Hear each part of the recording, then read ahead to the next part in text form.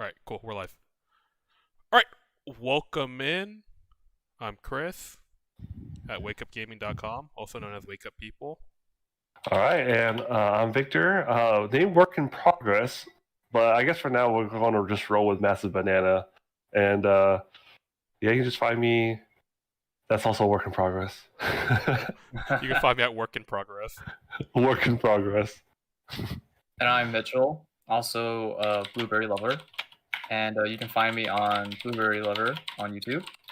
And then also on Maho Shonen with Victor as well. All right, so for today, we are going to be talking about battle boxes. And you may be wondering, what the heck is a battle box? Why would you do it? How would you do it? All right, so do any of you guys know what battle boxes are? I vaguely but have an idea. When you brought it up, it sounded pretty sick.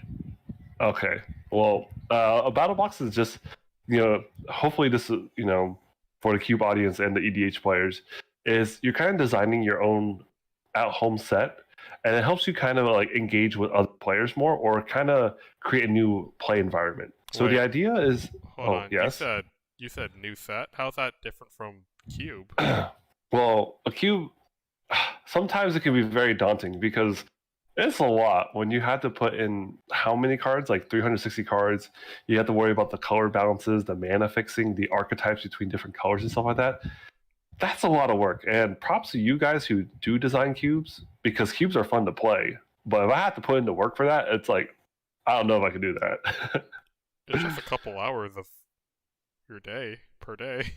Yeah, that's true. But I feel like I guess it's easier because when you apply this to an EDH text, sometimes like it's really easy to build a deck because you kind of generally know what kind of strategy you want to play, and once you're done with that deck, that's one deck in that battle box, and you can make a battle box as big as like up to 4 decks or as many decks as you want. And the goal is that you want a battle box to be relatively in the same power level of each other, so that you can have everyone have the same, I guess, like fair, equal chance of winning or putting up a good fight. Or you try to be more inclusive with other people. So let's say, for example, that not everybody has like super expensive decks. Well, you can proxy up some pretty strong, powerful decks, and then get people to play more stronger decks. Or let's say that you're like super duper tired, and you're tired of playing the really really strong decks, and you want to do like a budget deck because EDH used to be the thing where it's you play like janky cards that does not see playing anywhere, but the metagame has evolved and has become faster.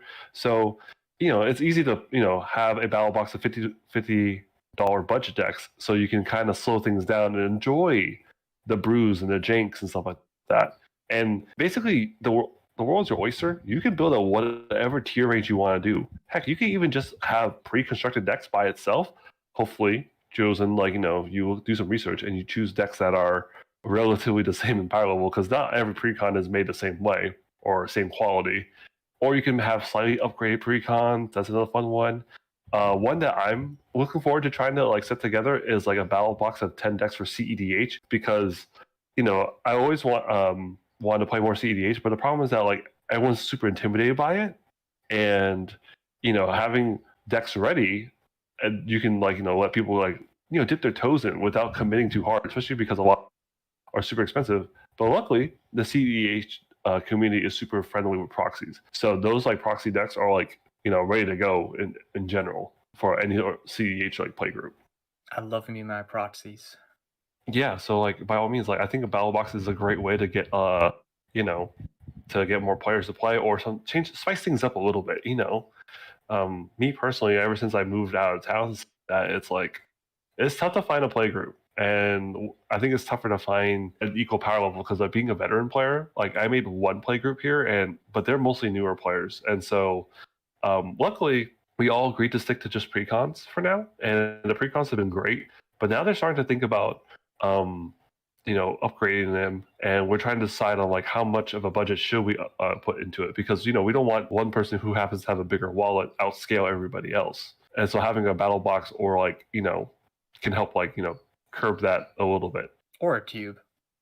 A cube is great, but again, it's just it's the same philosophy, right? You get to design the play group experience that you want with the battle box, similar to cube. What kind of archetypes and like stuff, power levels you want in your cube? Yeah, and there's like a lot of things you can do in Battle Box that you can't really do in Cube, because Cube is so built on that draft environment that like really weird singular strategies that need to be constructed don't thrive at all. So is a battle box like Jumpstart? Oh man, you could make a jumpstart style battle box. I feel like they're kind of the same, right? Where the idea is that you want to get the players to be able to play right away. It's just like how you want to do it. Yeah. So I'm just saying, comparing similarities, not like the exact like combining two decks, but like when describing it, would it be kind of like Jumpstart, where it's like you have pre-made decks already ready to go? I mean, that's what a battle box is. They're already pre-made decks. Yeah. If you put it by that definition, absolutely. That way you can get players engaged immediately and then just start having fun. And then like similar to Jumpstart, like everything is pretty well balanced with each other, and so you don't have to worry about feels bads of like people getting pump stomped or not doing well in the game. Yeah, of course there's gonna be some RNG and you might get screwed over with mana flood and stuff like that, that's part of the game. That's like in-game RNG. But, yeah, that's just in-game RNG, and like you can do as much as you can to mitigate it. And I'm sure most people within reason, because like your decks you're designing aren't like crazy combo efficient, unless who knows, maybe it depends. It's your environment. You're you. Exactly. It's your environment. You design what you want. Now, if it was the CEDH ones, then that's the whole idea, is that you want to take mulligans and try to get your combo finishes. But again, separate environment, separate goals, separate expectations. Yeah, just like Cube, it's all up to you and what you want to include. If you want to play a fast degenerate environment because that's what you think is fun, go for it.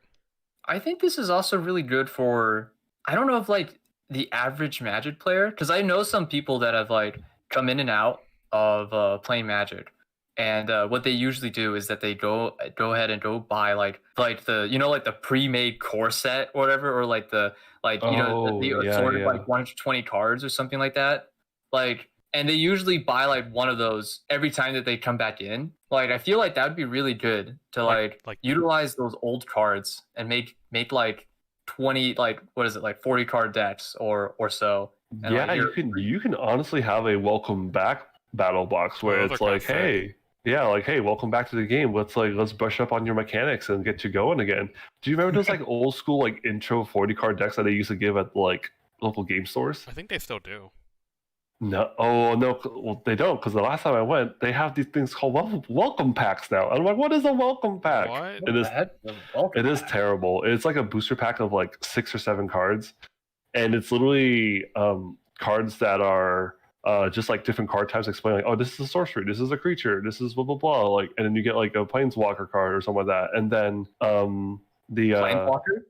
Yeah, but they're not very expensive planeswalkers, and basically the last card is like, oh, check us out on Arena, and that's all it is. It's like they're trying to have you go on Arena to play the tutorial, which I guess it makes sense.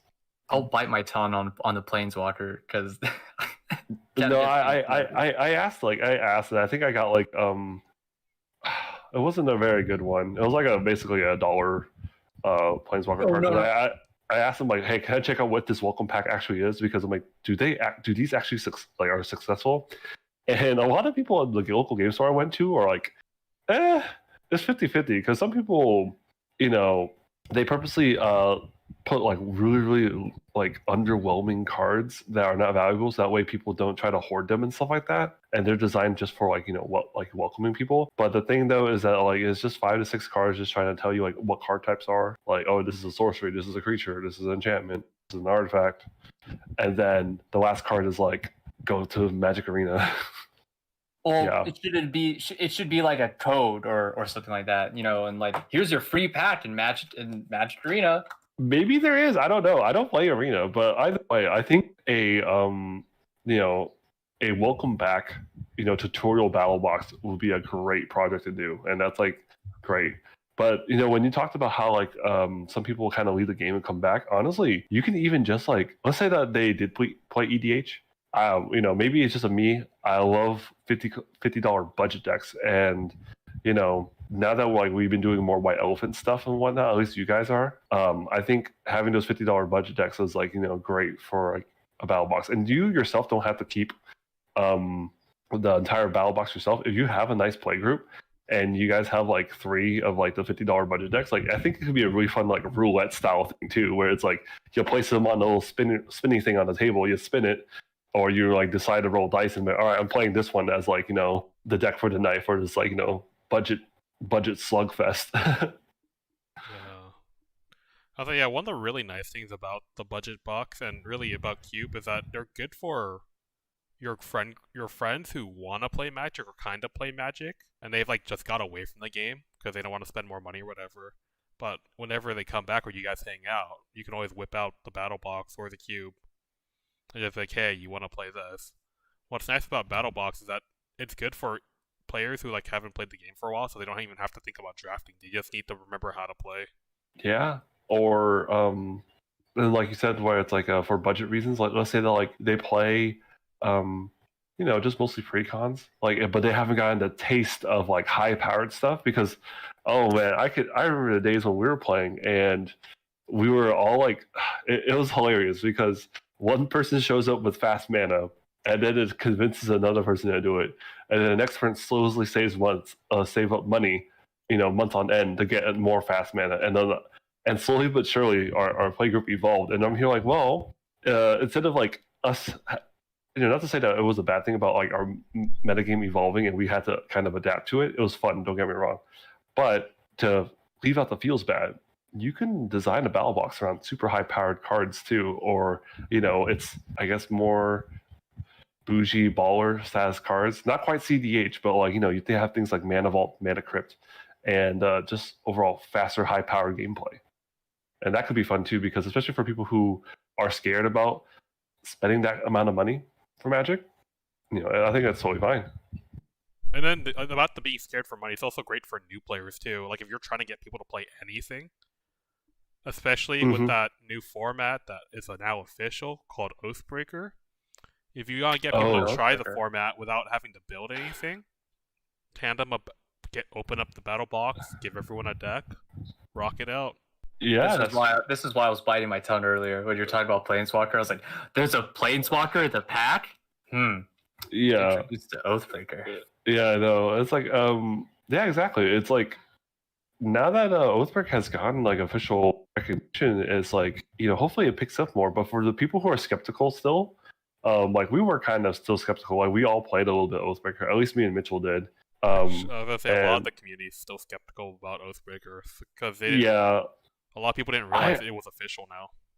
I'm surprised because it's like I'm part of the Reddit, or at least like I joined the community, and I really haven't seen much. But maybe it's because it's like other Reddit communities, such as the EDH community, their posts are a lot more. Yeah, they just come out a lot more common.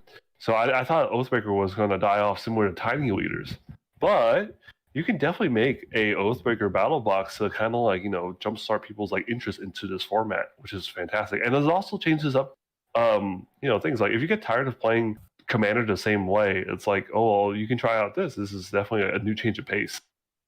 I kind of want to apply this to like other games like Yu-Gi-Oh and like Pokemon, because I know that like you guys don't like, I don't know, like you don't play that, but sometimes I like variants, and it's like maybe I should do that with like Flesh and Blood or like Pokemon and be like, hey guys, I know you don't like Pokemon, you don't have to spend money on it, but I have pre-made decks for it. Oh yeah, absolutely. I think like this, I don't know how different you can make it because it's like Pokemon's 60 card decks, right? There's just like 1v1 like always.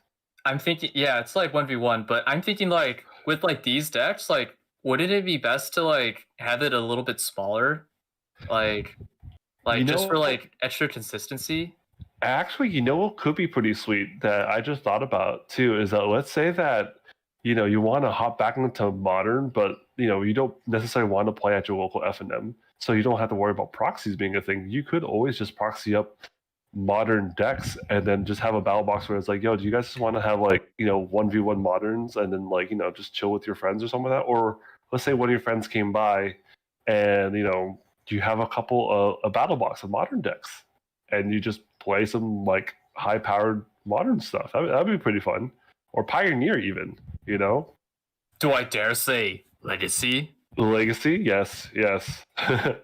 So so I think that's actually pretty sweet. Color weak. Or What about 93, 94? oh Yes. Honestly, yeah. I feel like that'd be. You know what, guys? I'm gonna do it. I'm gonna buy the freaking what's the thing 30th? I'm gonna buy MTG 30th and crack those packs. No. They're proxies, right? That makes sense. Oh, yeah, but they're not even guaranteed to give you what you want, and for like $1,000, don't touch that with a 10-foot pole. No. But yeah, no, like I think battle boxes have a huge application. Like you can probably do things for other games or other formats, and then basically have something that's ready for whenever you have friends over that wants to play. It's very similar to like Magic has been giving a product called, I think it's called Game Nights or something. And it's like those like 60 card decks that are like kind of like meant to be a free for all with each other. But I always felt like those were kind of weak, and they weren't like that great of a product. But okay, but when you put like a $50 or $60 price tag, like you can't put that much value into it. That's true. But here's the thing though, is like I feel like you yourself, like I know that like this episode might be controversial about proxies, but honestly, like if there's no sanction play, what's the issue, right? It's just after a casual time. 30, I don't think we got issues with proxies anymore. Yeah, so I would just proxy up like whatever like power level you want for your deck, so long as all the decks are within like its own like equal power level, and then you have a sweet kind of a board game thing, right? Where like you have a couple friends over, and you're like, yo, like.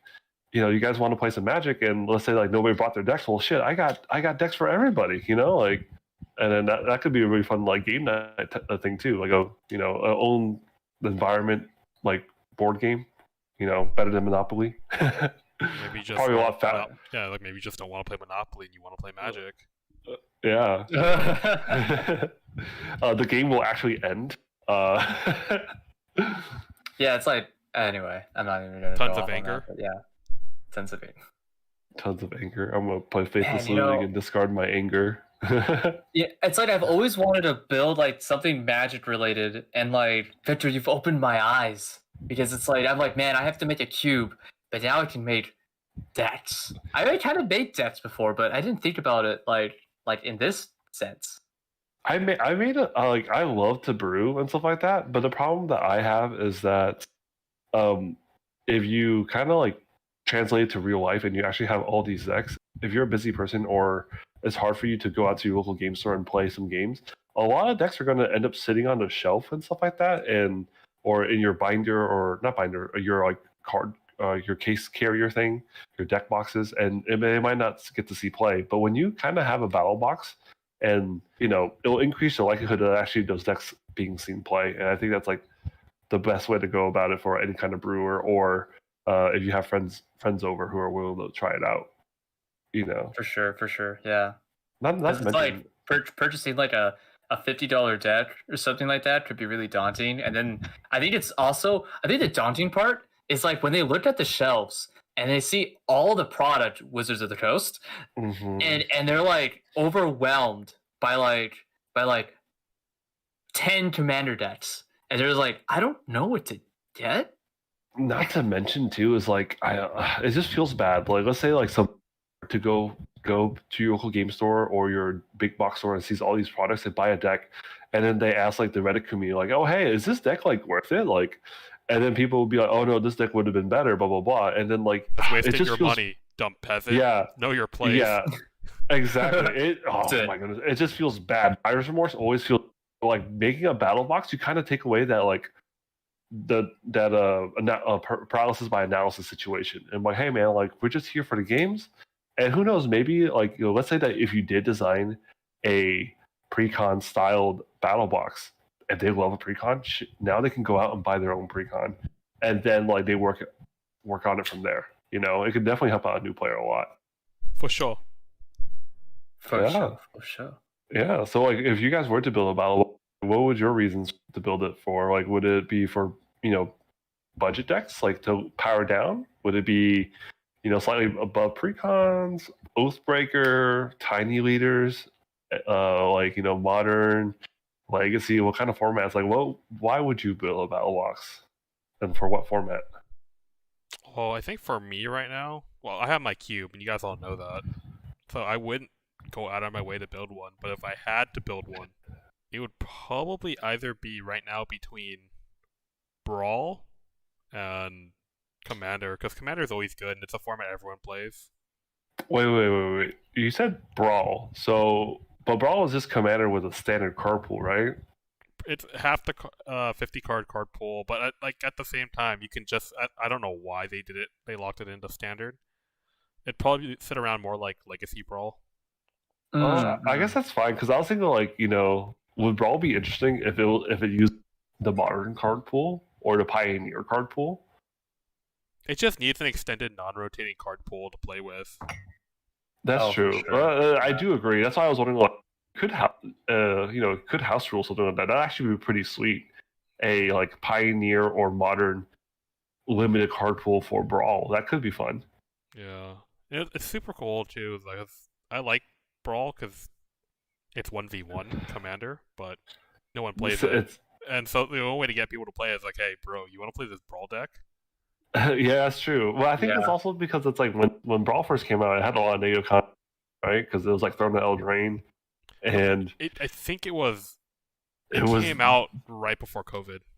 Oh, was that the reason? I thought it was just people saying that the balance was imbalance because Corvold and Tulane were way too good, and it's and then you're stuck with Sir Gwyn, and Sir Gwyn is I'm Mardu and I'm 6 mana. But I got no colors and ramp in the standard format for myself right now. Also, there's no rocks that exist really. It was weird because you could play Arcade Signet in Command Tower. Yeah, that's actually kind of nice, but then that's not enough though for certain decks like that. It's also why people said it was super duper imbalanced. You can tell too that they made Arcane Signet to push this format, and I think the format would have been better if it was just a deeper card pool. I think it was just a problem in that since it uses the standard cards, they don't want ramp to be strong in standard. So or not strong, but as strong as something that in Commander would be. Oh, so do you mean because it's 1v1, they kind of wanted to be a thing and focus more on the aggressive tempo plays? You know what? Maybe they should have. No, I don't think they did. I think they looked at it in the lens of Commander, but they're all right, we're gonna have this format that's like Commander, but with only standard. Yeah, but different, but with standard cards. And so I don't think they took into account that maybe they should focus on more of the tempo or aggro play or something that standard really focuses on. And oh no, yeah, I totally agree. Because I was they totally should have done. They probably should have done that, and then you know what? We can correct that by making a battle box. Exactly, we could, because it's yeah. Bro, it's just. You guys remember that one guy who won all the Brawl tournaments by being the only guy? If only he bought a battle box with him, and then he could have had his own tournament. That feels bad. Hey, at least he won though. Twice. Oh gosh. That's crazy. That problem literally could have been mitigated with a battle box. That was the funniest thing. I agree. My goodness.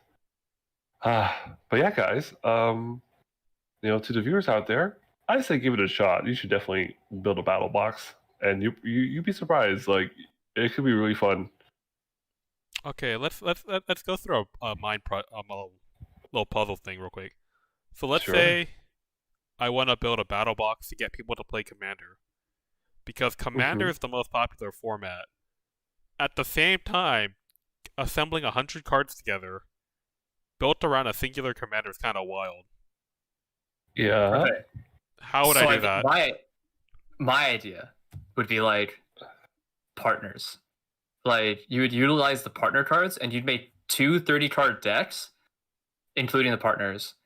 And then it's oh, I guess, now I'm going back on the jumpstart thing. You could also just make a 60-card Commander deck, really. Kind of wasn't that what they do in draft? That's what they do for the Commander drafts. I'm feeling that's just Brawl, but with a legacy Card pool. Yeah, but I think it's much better if it's like a smaller deck than 100 cards. That's just a lot.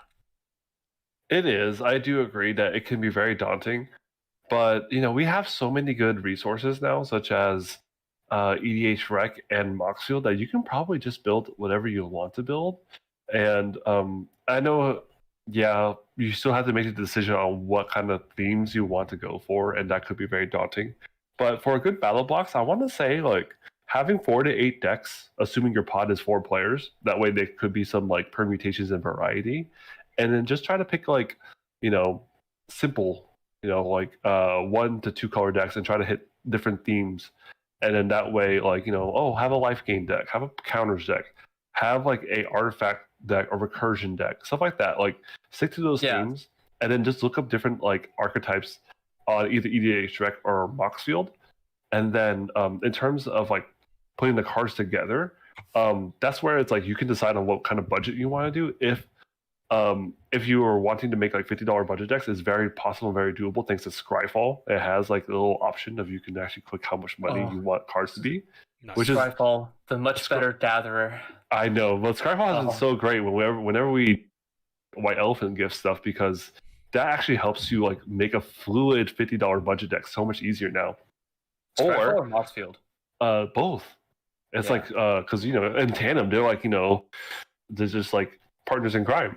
But if you want to build like something that's a little bit higher powered and more expensive, then I would say proxy, because this is its own like environment.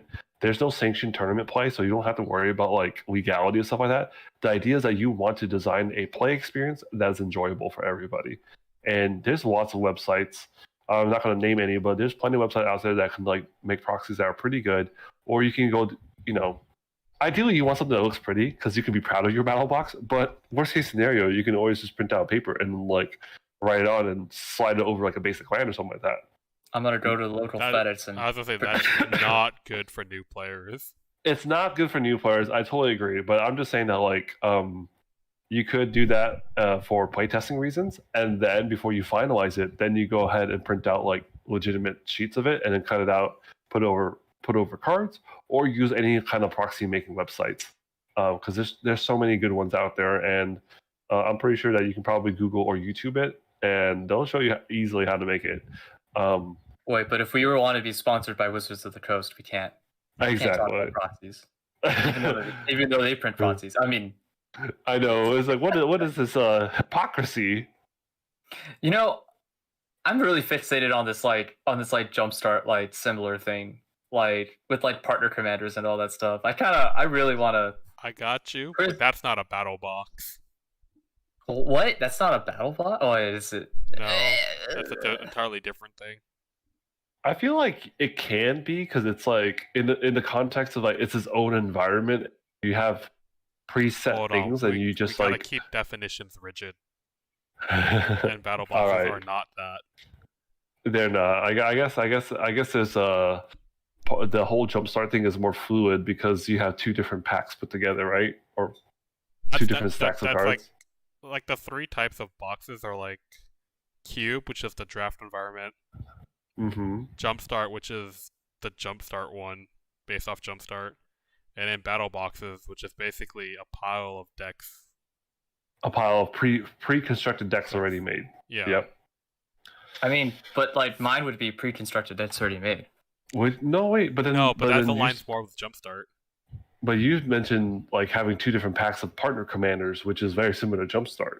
Yeah. It would be, but it's like if you want to put like extra variants to it, like they pick two it would be like basically 2 commanders, and then there's already pre-constructed decks with them. And then you just combine them both. Hold on, I think if you put them on a spectrum in terms of like variability, like on one end is Cube or complete draft environment. On the other end is Battle Box, which is basically a constructed environment. Mm-hmm. Where the only decision you have to make is what decks you play. And in the middle is Jumpstart, which is kind of nice because you don't have to think about which decks you play. You just grab 2 packs and slap them together. At the same time, whoever's designing that Jumpstart set has to think about archetypes that synergize well enough. That's true. It's Well, like you, yeah. you do have to put in some work, like a cube. So It's a lot of mental gymnastics. I would, it- yeah, it it'd is. still be worth it though, because you're gonna be. Can you imagine like if it flows well, and then like your friends that you invite over for game night is gonna be like compliment like, "Dang, this is super fun and this is super legit." Like now you have a legit board game that probably beats Exploding Kittens. Or wait, I have like this. What is this like? Something that I remember when I bought the freaking that one board game for Magic. It's like the freaking Ixalan one. Oh, that one was actually pretty sick though. It was, Yeah. and it's just that we don't play it. But it's like we played it once, but I think the problem was that like it didn't have that free playability. That was like the issue. Yeah, and then the deck, like what we were talking about earlier, the decks that just came with it weren't, I would say, as strong. Not even as No. strong, but they weren't cohesive. I'd say it was. I think we're spoiled because like we're kind of veteran players and we just build stronger decks, and it's similar to the game nights thing where it's like the 5 monocolor decks that they build are kind of just very basic and very bare bones. Like So, if we were to make a battle box, like for new players, would you have 2 colors or 1 color decks? I think 2 colors because 1 color can get stale very easily. 2 color Okay. decks, ooh. Now we're cooking some spice because not only do you have like 10 potential color pairs, right? So you could make your battle box up to 10 decks. Or you could even have like multiple decks that you crazy where because sometimes it's really fun to play a archetype or style that's not usual in that color combination. For example, Azorius. When you think of Azorius, what do you think of? I think of Teferi. control. Teferi. Teferi control, yes. Yeah, okay. All right, that's cool. Yeah, Teferi control. But like, what if you did blue-white flyers? Like that's like another archetype that you can do. That's like really cool for a battle box, right? It's something that's out of your colors. True. Yeah. I mean, that's, Oh, you know what? There's that a will lot help of out old well. cards that allow that too. Like, what is it? There were a lot of like bird strategies back in the day. Mm-hmm. Kangi. Yeah, and then Kangi, your man Kangi. Man. Yeah, so I think that's like having a 2-color pair like battle box can be pretty sweet, especially if you get creative. Like Gruul. Gruul is one of my favorite color combos, and most of the time it's like a stompy aggro deck, right? Mhm. But here's the thing: sometimes like stompy aggro is a little bit too vanilla and people don't like it. Well, I'm just saying, you can do Gruul Storm. That's a thing. I've seen Gruul Storm work in Cube. I'm pretty sure it can work in a battle box. You know what's funny is that when we were playing Oathbreaker, didn't I think I made a Girl Yeah. Storm deck. Yeah, exactly. Yours was like based on Xenagos like tokens and using Xenagos and like similar cards to Gaia's Cradle and like making lots of mana to kind of chain off spells. Like that's the thing. I didn't play Gaia's Cradle, but yeah, it was goblins. It was like made a bunch of goblins and gain a bunch of mana with the red was it the red goblin ritual? Like you gain red mana for Oh. each goblin on the board. Yeah, And yeah. that was my what's it called? That was my what's the card that's next to the Oathbreaker? Your the signature spell. Yeah. Yep. Yeah, like that ritual was super crazy. And then like I remember you had like a fireball that had buyback on it, and I'm like, that's a lot of damage. Yes. Yeah, so like yeah, absolutely. And I think so like Gruul, like you can do that style thing. Like there's Wart the Raid Mother who's like super sweet to storm stuff off. There's Blanca. And then like I think it's really fun with 2-color pairs because you don't have to stick to the usual color combination strengths. I feel like Magic's card pool now is so deep. You can look into it and you can probably find some interesting, unique, diverse builds. Like for Orzhov, you mostly think of like aristocrats or life gain, life drain, or stacks. But like you can totally play aggro with like Nalia, who's like party. Like party's a sweet mechanic. There's also like a really good like 2-drops in black and white too. Mm-hmm. So you can Absolutely. make like an aggro deck with that. Yep, and I feel like as long as like the world's your oyster, you can build however you want. You can stick to the usual strong color pairs that like what they're good at. But or you can kind of like be really unique. Like here's another fun one. So is it what when Daggett thinks of is it? What do you think is it does? Storm. Storm. Of course you would. You Really? degenerate. I think it's tempo. I Yeah, think okay. I only think Yeah, of yeah. Storm now. Storm Yeah, or because tempo? All right, that's cool. But here, let me give you an idea of like what's a really sweet idea for a Wait. battle box. Wait, are you going to talk about the aggro deck that Chris made? Wait, is that Which aggro polymorph? deck? The polymorph deck or which one? No. So what is it for our white elephant? Chris made a Oh, yeah, I red blue aggro. Yeah, I did Balmor. Oh, Balmor's super sweet, but he's like interesting. But no, I got I you think one it was better. Storm Light. I think it was Storm Light too.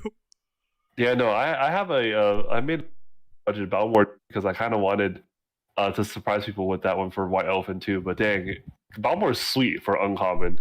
Yeah. But I'm getting a little. So my idea is that like assuming proxies are friendly, of course, you can totally play Togo with Sakashima, right? Hold on. Do you want me to load that up with like? Absolutely, you can totally load. I already know what, but for the viewers out there, watching and.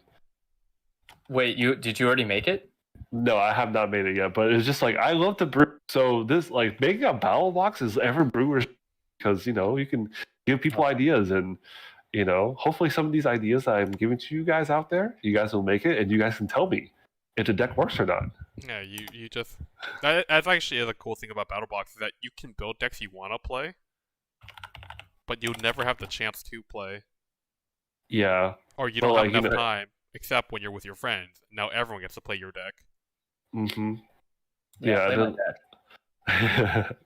So, all right. This is a little complex. Complex going on. I just doxed myself. Seeing oh crap. No, it's okay, man. Oh no. The one viewer that's me. The one viewer that's me. Okay, I'm just gonna look Toto, and then what's the other one? Sakashima, the partner one. The imposter. No, it's of 1,000 faces, isn't it? Just 1,000 faces. Yeah. Oh dang it, I'm That's wrong. Heck yeah! All right, so this idea, right, is basically is it artifacts matters, and the idea is that you just want to play Togo, you clone the Togo, and then you just play lands and make a bunch of rocks. All right. And then what do you do with these rocks? I ain't gonna throw them. I'm gonna cash them out. So what you do is that you play cards like Galazeth, Prismari, Urza to tap them to be able to generate mana off of them, or you play things like Shimmer Dragon to tap them for cards. There's Gear per Aether Grid where you tap 2 artifacts to deal 1 damage to anything. Basically, the idea is that, or you play Reckless Fireweaver. Whenever an artifact comes to play under your control, you ding everyone for 1 damage. Basically, this is another really super fun way for. Is it? You don't have to play Storm and be a degenerate, or be tempo and make people feel bad. You could do some wacky, fun stuff like this. So my only concern with that is like maybe someone that's stepping back into Magic or a new player, that probably wouldn't be good because then it's a lot of trigger abilities. Yeah. Not only that, but it makes them they're like, wait, no, I thought red blue does this, and no, red blue is more like this, and it is like, oh. I guess that's true, but that's the thing though, is that red blue is for counter burn tempo or storming off and stuff like that, spell slinger. But the thing is that Magic is really diverse, where it's just because it's what they specialize in doesn't mean that they can't do that. And I think that's where you can kind of turn it around and tell a new player that the beauty of Magic is that you can kind of build whatever you want to play as long as the cards are there and it works. Of course within reason. Because some metagames, for example, 1v1 metagames like Legacy, Modern, there is a metagame because only the successful decks actually get to see the spotlight. But when it comes to Commander, because it's casual, you can kind of get super creative and really wacky. And I think for a battle box reasons, you can help showcase this to a new player, right? and get like the juices flowing, and hopefully they want to brew crazy other stuff. Made a bunch of victors. Yeah, you know, and then just go off going crazy, and then like you end up inspiring somebody to like go out and brew the same version or something that's very similar, and then helps them like, you know, go through their game and like, you know, yeah, maybe they'll spread the word of like the Lord and Savior battle boxes. So yeah, you know, like these are just a few deck ideas like out there. Like, you know, the world's your oyster. Otherwise, I feel like 2 colors is the best way, because monocolor is way too simple, a little too boring.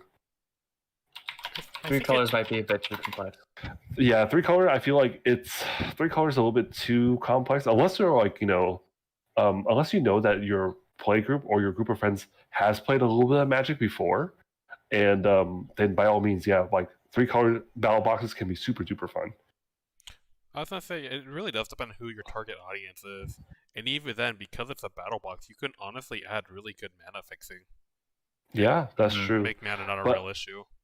But my advice though is that if you do make a 3 color battle box or anything that's more than that, try your best to avoid fetch lands, because I realized that like for us when we play, because we're veterans, we can shortcut it, because we can just announce what colors we're fetching up and then just like kind of shortcut it. But like, you know, for the average player, it's like picking up your 100 card deck to go grab your Shockland or whatever, or Triome or whatever it may be, and shuffling, it can eat up a lot of time. That's my one advice, is that like keep the mana base simple, but because you're proxying, you can probably keep it up really good. And there's so many good dual land cycles out these days that you can probably get away without playing fetches, honestly. No, yeah, for sure. I don't like. I think more cards like Armillary Sphere or like even like a what crap. I can't even think of the 1-drop. What's the 1-drop? The Bauble? It's the Wayfarer's, like, and Wayfarer's Bauble are very good like includes in you those, know, I think. Hey, because it's a battle box, you can design how you want it to be. You can bring back Burnish Hearts. You know, Burnish Hearts like used to be like a staple, but you know, it got phased out of the meta because it was too expensive or too slow, because it was 3 to cast and 3 to crack it. Bro, I mean, like, thinking about it objectively, 6 mana to get 2 lands in any colors isn't that bad, but really there's just much better ways to get mana nowadays. It is, but when you're designing a battle box, you control the pace or what kind of environment you want. It doesn't have to be super crazy, like, you know, tons of fast mana.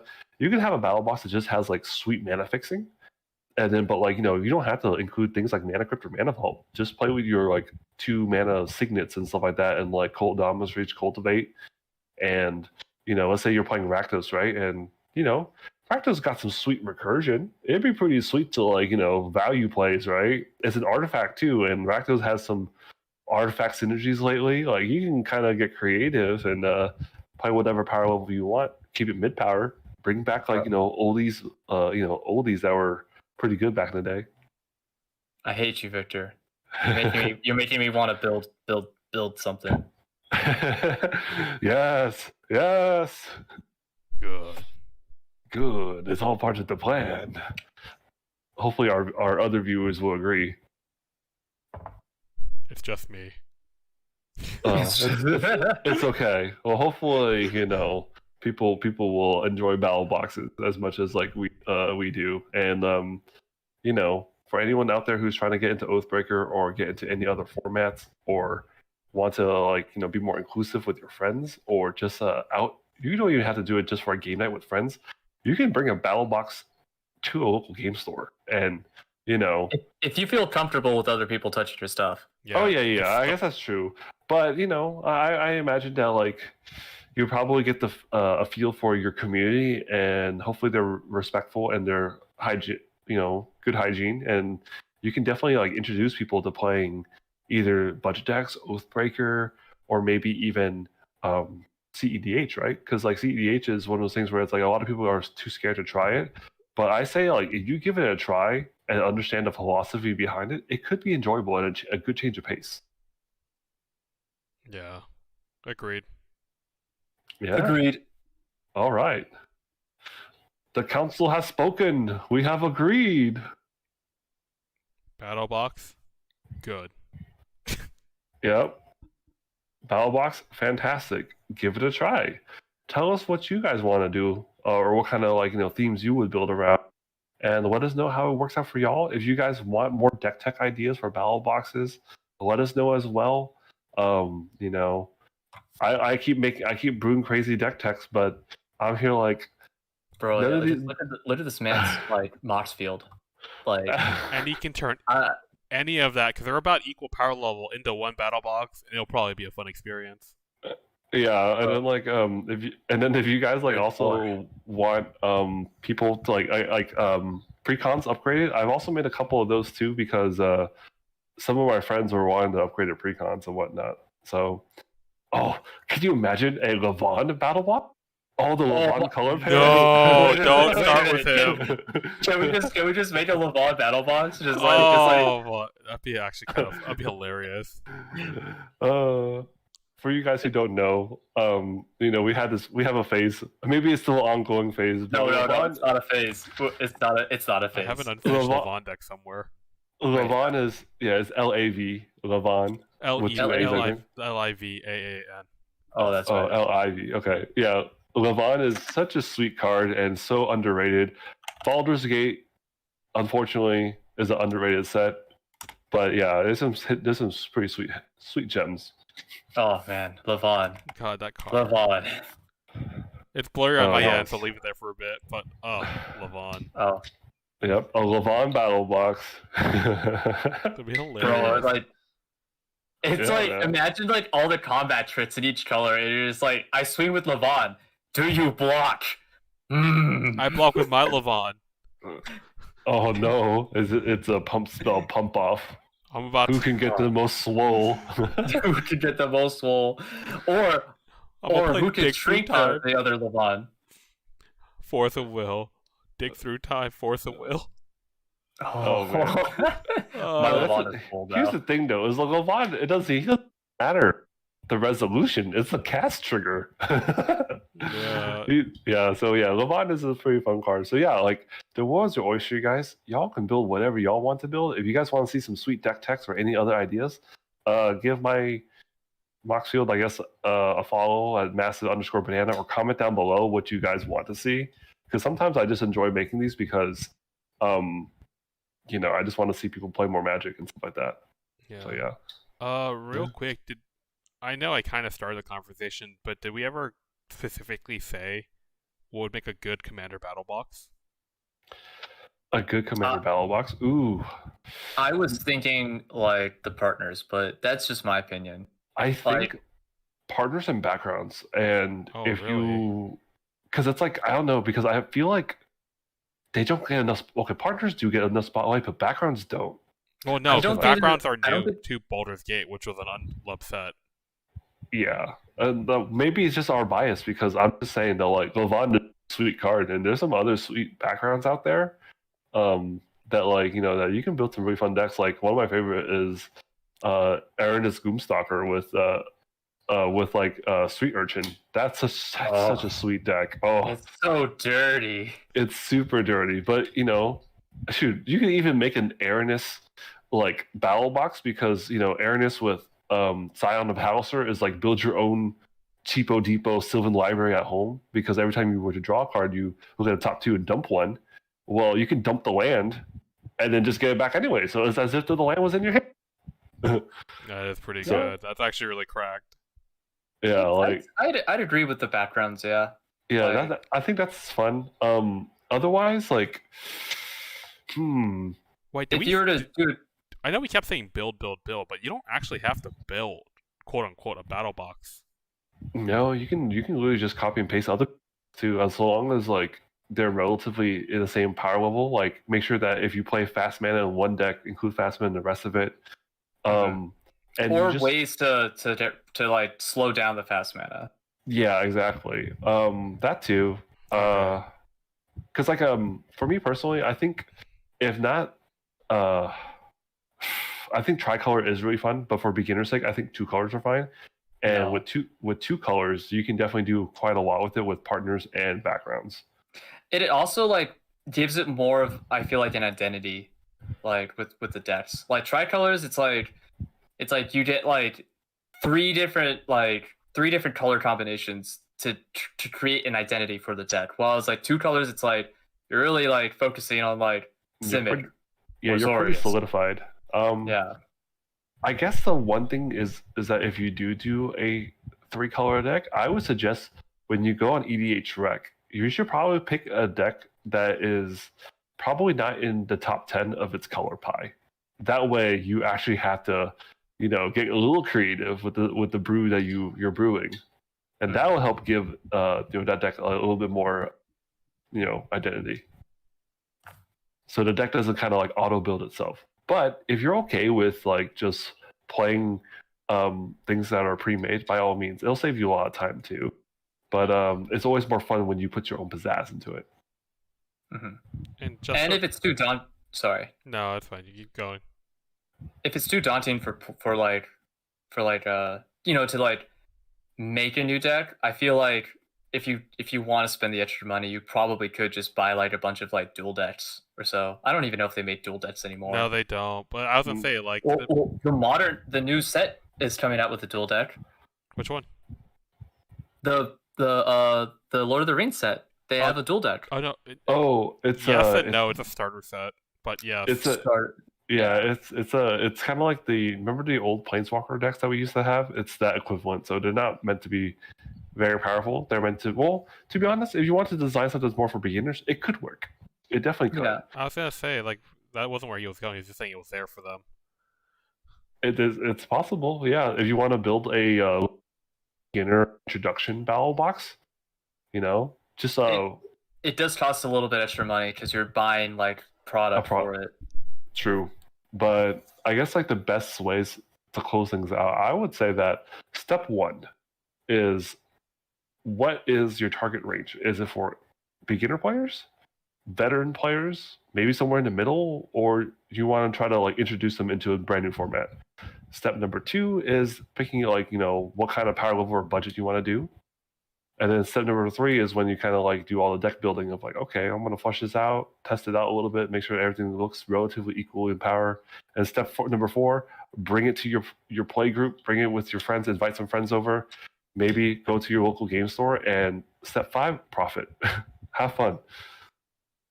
That's really the end game of this. It's just to have fun. Mm-hmm.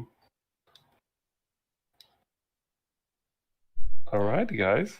Anything else you guys want to add in for our viewers out there or listeners? Did we nail the question, Chris? Yeah. Or did we not answer it? Not really. Did we nail the how, the why, the where? Everything. What's the answer that you wanted? Okay, so I was thinking like, what would be a good starting point for Battle Box? And we were talking about pre-made stuff and buying stuff, but I was looking for something a bit more specific. Yes, you can buy things, but what should you buy? Because when we say the word buy, that's a bunch of that's a lot of things. Oh yeah, I said like the beginner stuff, really. Well, we did talk about how like you go to your local game store or your big box store, and then you get like hammered with so many different commander products or like deck products in general that you get this paralysis from analysis, and then you buy something, you go to Reddit, and they said, no, scrub, you wasted your money, and then you feel bad. That's true, yeah. But, so this is why I'm going to recommend, and I think you guys will understand once I say it. If you want to get a commander experience, next time Wizards release 4 commander decks, or 5 at once, buy those. Yeah. You wouldn't buy the every deck, like the every set commander decks? No, because sometimes they come with 2, and sometimes they come with 4 or 5. Oh yeah, and then remember back in the day, the ones that are made with 4 or 5, like they're kind of all like made in mind to have like that like cool pre-con battle each other experience. Yeah, and I think ones that are a 5 set or a 4 set are built with that in mind still. Mm-hmm. But like they also released the 2 set, and I don't think the 2 sets play that well. Though you want to know a good exit. If you don't care, you can keep buying 2 sets until you feel like you're comfortable. And you can honestly have a battle box of every single pre-con commander deck. You know what's really funny is that That's why I said like be very careful when you do. Not every con is made the same. I remember, my friend in my new play group, he loves the aesthetic of Kaldheim, and he bought the deck set for it, which is Ooh. the blue white one and the black green one. And we were playing, and the black green elf deck stomps the blue white foretell deck so hard into the ground. It's not even fun. Foretell isn't even like that strong of a.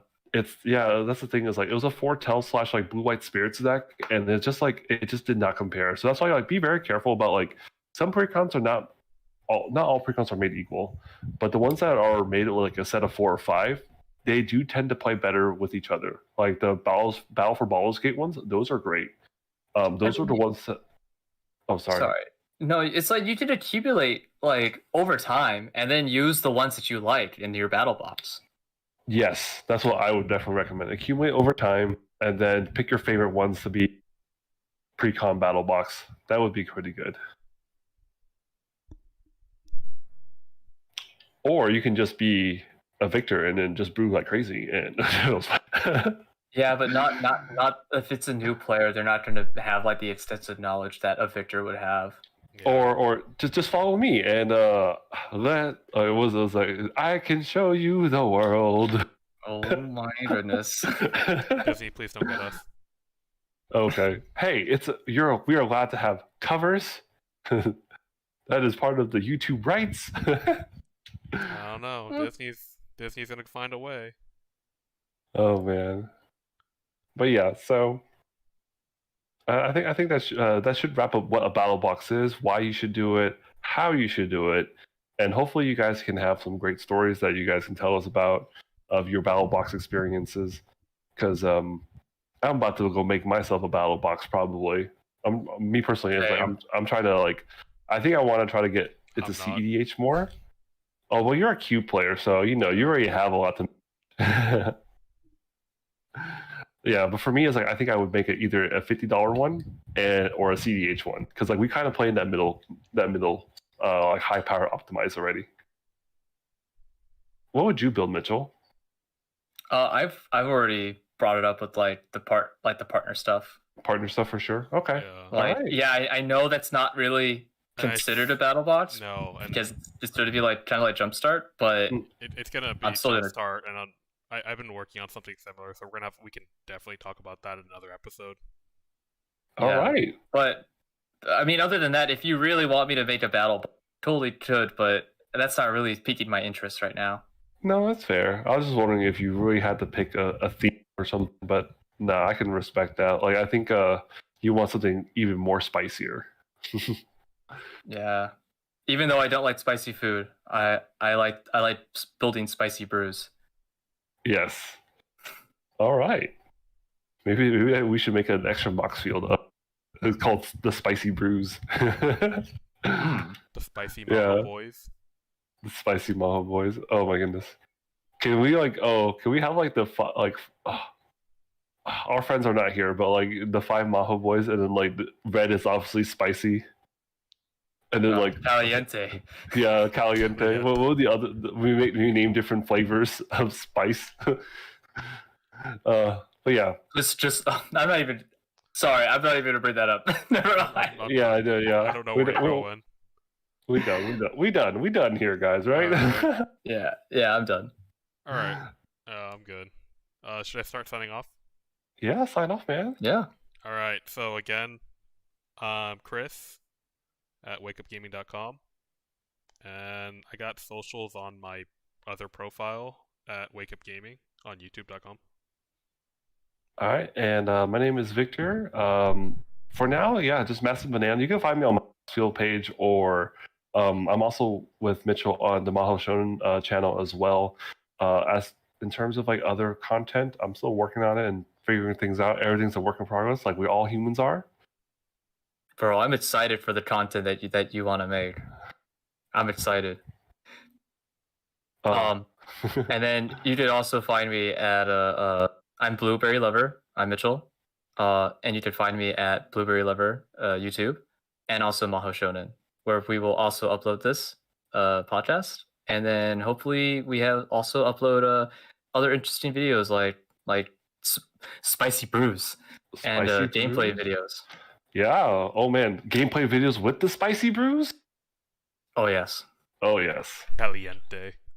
Caliente, oh, caliente brew. Uh, All right.